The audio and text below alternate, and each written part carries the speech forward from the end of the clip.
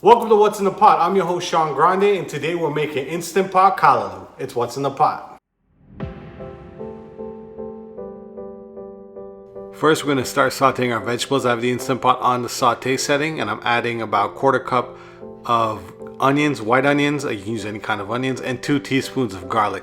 Now we want to let that saute in the Instant Pot for about 5 minutes, and after about 5 minutes, then we're going to go ahead and add our okra. Now this is about 1 cup of okra that I have chopped up. I just chopped it up in small slices.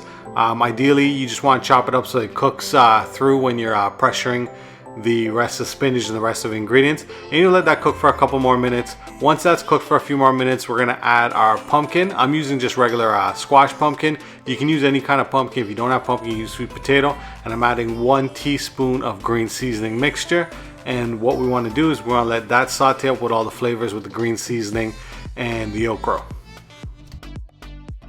Next, we're going to add our spinach. I'm adding 2 types of spinach because this is what I had on hand, because obviously I'm in Florida, so I don't have dasheen bush bhaji as we would like to use in Trinidad. So I'm using this is the regular spinach you'd use for a salad. So I had some frozen in the freezer, so I just dumped that in.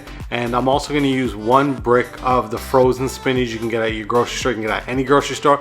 Really and truly, it's up to you on what kind of spinach you want to use. I'm adding some thyme, a few pieces of thyme, and I'm adding some fresh green seasoning and green onions. So fresh shadow benny or cilantro and green onions into the mix. And we're just going to give that 1 quick mix. And we're just adding all our ingredients right now. And then I'll show you the final steps to make this callaloo absolutely perfect. Now I'm going to add about 4 cups of water, and just regular tap water, any kind of water you want to use. Just 4 cups of water. Give that a stir. So now all the flavors are kind of mixing around. Anything that was stuck at the bottom of the pot is kind of deglazed. And I'm adding about 1 teaspoon of this Badia adobo seasoning. I really like using it in a lot of the foods. It's a good all-purpose seasoning. I'm adding about 2 teaspoons of black pepper. Next, I'm going to add some of this complete seasoning. And I personally use this on everything. And this is about 1 tablespoon. It's a perfect all-purpose seasoning. It's a perfect blend of everything, especially when you're cooking Caribbean and Latin food. It gives it a really nice flavor. You just want to mix that up, get those flavors mixed in there, get all the seasonings kind of intertwined with the fresh vegetables. Next thing I'm going to add is a packet of this crab flavoring. If you can see, it's like a crab bouillon. So if you don't have the crab flavoring, you can use any kind of seafood seasoning, probably shrimp, I would say. But if you can find a crab seasoning, you can go ahead and use it. If you don't have it, then don't worry, I'm going to show you an easy trick to give you that crab flavor. Now I'd say this is one of the most important things when you're making callaloo is the coconut milk. I'm using this coconut milk powder that I got from Callaloo Box, and I'm using about 2 tablespoons. You can use a little bit more if you like, but I'm using about 2 tablespoons of the coconut milk powder.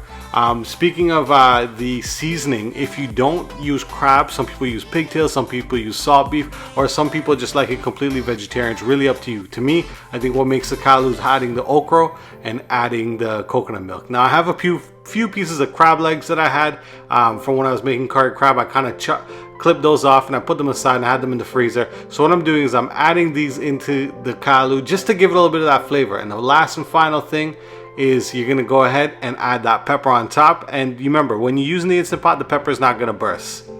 For the Instant Pot setting I used the manual setting, and I pressured it for 12 minutes. So after 12 minutes, you can see everything's cooked there. Now what I'm going to do is I'm going to take the pepper out because I like using an immersion blender. I like to blend everything up. I'm also going to take out whatever pieces of crab legs that were in there that I put in, and just grab those out because once we use the immersion blender, it's going to be nice and creamy and smooth, especially when you eat macaroni pie or dumpling or rice. I like my callaloo nice and smooth. I don't like it too chunky. So we're going to go ahead and blend that up and you'll see the final product.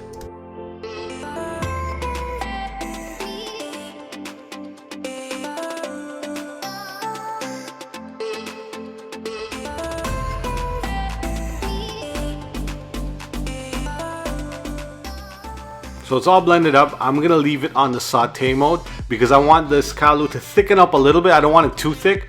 And also I'm going to just throw back in those pieces of crab. If you want to throw back in the pepper, you can go ahead. The main purpose of putting the pepper was to add the flavor. But just go ahead and let that saute, let that thicken up for a few more minutes. Now after 10 minutes, my callaloo is thickened up to the perfect consistency that I like. This is perfect for macaroni pie or some dumpling. And if you like this video, don't forget to like, share, and subscribe with your friends and family. If you're on Instagram, Facebook, or Twitter, you can follow me at What's in DEPOT. And don't forget to hit that little bell if you're on YouTube, and you'll be notified every time we drop a new video. Thank you very much for tuning in. It's What's in the Pot. Bless.